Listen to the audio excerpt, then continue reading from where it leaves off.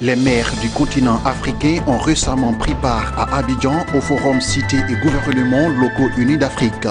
Après 4 jours de travaux, les élus municipaux ont procédé à une balade lagunaire. Une page de formation dans ce journal. Il s'agit de la signature de convention entre Agitel Formation et le groupe Subdeco La Rochelle. Ce partenariat porte sur la formation des étudiants. Le très révérend pasteur Benoît Bennett Akandé, chef mondial de l'église du christianisme céleste, a pris récemment part à la célébration de la fête des moissons en Côte d'Ivoire. C'était à la paroisse Saint-Raphaël de Vridi. Bonsoir à tous et à toutes et bienvenue si vous nous rejoignez sur votre chaîne de télévision Business 24 Africa. Abidjan a accueilli récemment le forum Cités et gouvernements locaux unis d'Afrique, une plateforme d'échange des maires venus de tout le continent africain. Après 4 jours de travaux, le séjour abidjanais des maires du continent s'est achevé par une balade lagunaire à bord d'un bateau de croisière, occasion de découvrir la lagune épriée. Tout est bien qui finit bien. Une balade à bord d'un bateau de plaisance pour parachever le premier forum Afrique-Europe des gouvernements locaux et régionaux. L'hôte du jour, c'est lui, le maire Gilbert Kafana Koné, en sa qualité de président de l'Union des villes et communes de Côte d'Ivoire. Il a décidé d'offrir à cette centaine de maires venus de toute l'Afrique une balade sur la lagune ébriée. 3 heures de balade lagunaire avec un circuit de rêve, Carena, port autonome d'Abidjan, baie des milliardaires, cimetière des bateaux, le tout dans une ambiance bon enfant sur fond d'échanges culturels.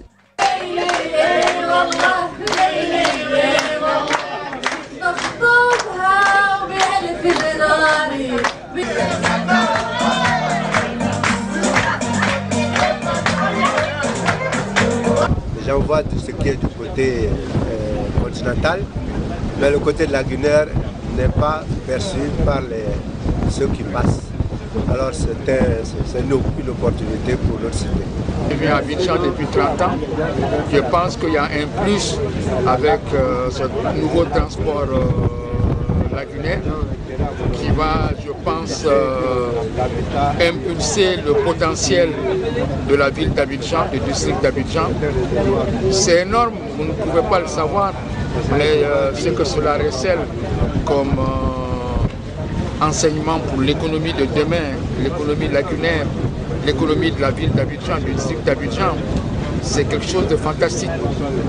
Je vous donne un exemple. Demain, on peut créer 10 citernes, ça ne suffira pas si on veut exploiter l'économie lagunaire. Prenez l'exemple sur la ville du Caire, prenez les bateaux-mouches sur la Seine à Paris, ce n'est rien de comparable par rapport à ce plan d'eau. J'étais surprise, je ne m'attendais pas à ce qu'on ait ça, donc c'est une bonne surprise. Nous pouvons développer le tourisme de sorte que le visiteur qui arrive se sentent vraiment très à l'aise et puis apprécient le séjour dans la commune. Ce qu'on vient de voir au niveau d'Abidjan, je crois qu'il y a une très grande potentialité touristique qu'il faut exploiter et puis il faut faire découvrir surtout à la population parce qu'il y a beaucoup de gens qui ignorent toutes ces potentialités touristiques. Notons que le premier forum Afrique-Europe des gouvernements locaux et régionaux s'est tenu en marge du 5e sommet Union européenne-Union africaine. L'objectif était de redéfinir les orientations stratégiques du partenariat UA-UE pour les années à venir. Et c'était un commentaire signé Sandrine Bamba. Parlons à présent d'enseignement supérieur. En Côte d'Ivoire, le groupe École d'ingénieurs Agitel Formation a signé une convention de partenariat avec le groupe Subdeco La Rochelle. Cette convention vise à créer une relation académique entre ces deux écoles. Un partenariat gagnant-gagnant pour une meilleure formation de leurs étudiants respectifs. Lawani Babatonde et Maruseri. Agitel Formation et le groupe Subdeco La Rochelle unissent leurs forces pour renforcer leur notoriété. À travers cette signature de convention, les deux établissements s'engagent à nouer une relation académique. Les étudiants du groupe École Ingénieur Agitel Formation peuvent désormais poursuivre leur formation dans l'Hexagone pour répondre au mieux aux besoins du monde professionnel. Pour son partenaire français, l'objectif est de renforcer son internationalisation. Nous voulons améliorer toujours améliorer et nous remettre en cause. Et pour ce faire, il faut aller avec les meilleures écoles, dont Subdeco La Rochelle, qui fait partie des 5 meilleures écoles de business dans le monde. Tout l'intérêt, c'est gagnant-gagnant. Gagnant pour Agitel qui peut proposer à ses étudiants des cours par nos professeurs ici et la possibilité de poursuivre ses études en France. Gagnant pour les... C'est pas gagnant-gagnant, c'est gagnant-gagnant-gagnant.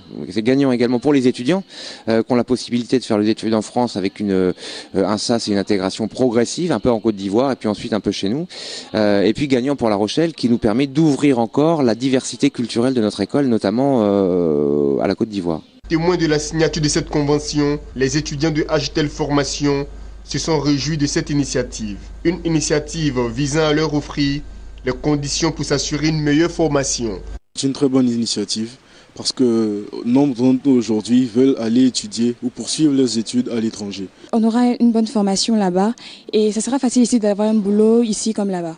Le groupe École des ingénieurs Agitel Formation a ouvert ses portes en 1990 en Côte d'Ivoire. Sa vocation, proposer des solutions dans les domaines de la télématique et de l'informatique.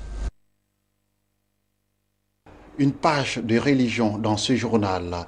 Il s'agit de la paroisse Saint-Raphaël située à Vridi qui a vibré au rythme de la fête des moissons. Un événement qui s'est déroulé en présence du chef mondial de cette confession religieuse, le très révérend pasteur Benoît Bennett Akandé, qui a lancé un appel vibrant aux fidèles de Côte d'Ivoire pour que règne la paix au sein de cette religion africaine révélée. Suivons ensemble le commentaire de Jérémy Aouri. Un événement majeur dans la célébration de cette 37e édition de la fête annuelle des moissons de la paroisse Mère Saint-Raphaël, c'est la présence du chef mondial de l'église du christianisme céleste, le très révérend pasteur Benoît Bennett Akandé Adéogun. Pour sa toute première visite pastorale en terre ivoirienne, l'homme de Dieu a lui-même présidé la grande messe d'action de grâce pour laquelle le plus grand temple céleste de Côte d'Ivoire a dû refuser du monde. Chants, danses et bénédictions ont meublé la cérémonie.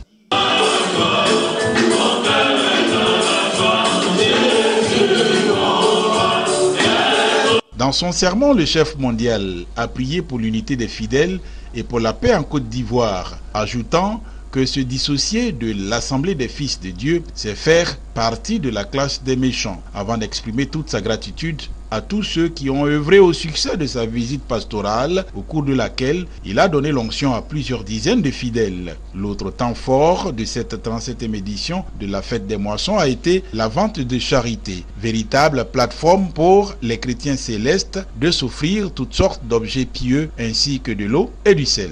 L'église céleste a fait son 10 ans, le 29 septembre 2017.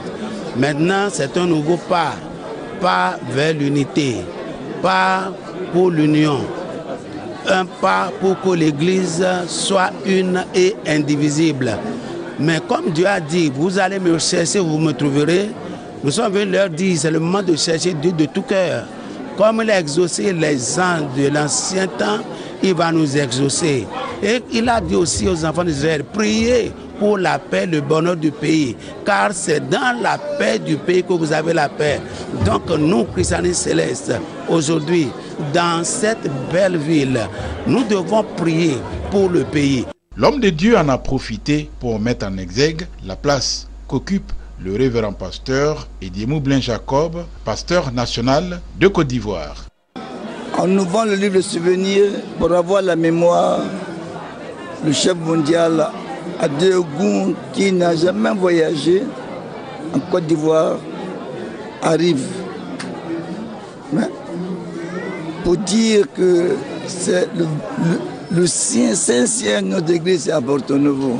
Alors c'est pour que la Côte d'Ivoire céleste soit convaincue que le prophète de Cheval est un prophète, en nous demandant de ne plus travailler en 78 pour nous consacrer à lui, a prouvé qu'il fallait que nous fassions quelque chose de plus. C'est une fête de rassemblement, d'union. Notons que le vice-président de la République de Côte d'Ivoire, Daniel Kablan-Duncan, était représenté à cette cérémonie par son conseiller technique, Aka Anokwa Martin.